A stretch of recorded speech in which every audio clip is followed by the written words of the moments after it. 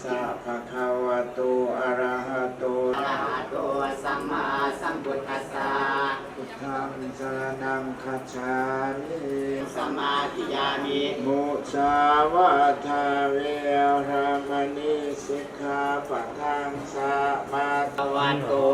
อะระหะโตสัมมาสัมพุทธัสสะนะโมตัสสะภะคะวะโตอะระหะโตสัมมาสัมพุทธัสสะนะโม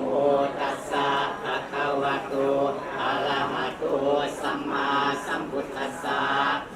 สุทินังวัตเมธานังสุทินังวัตเมธานังท่าไหน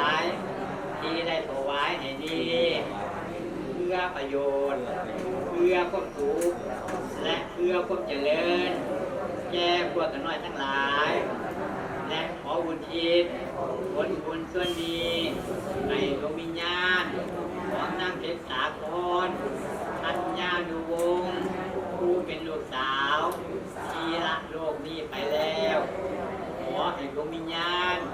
ของนางเพชรสาครธัญญานุวงศ์จงได้มาอนุโมทนานับเอาผลบุญส่วนนี้ถ้ามีทุกข์ขอให้พ้นจากทุกข์ถ้าถึงสุขแล้วขอให้สุขยิ่ง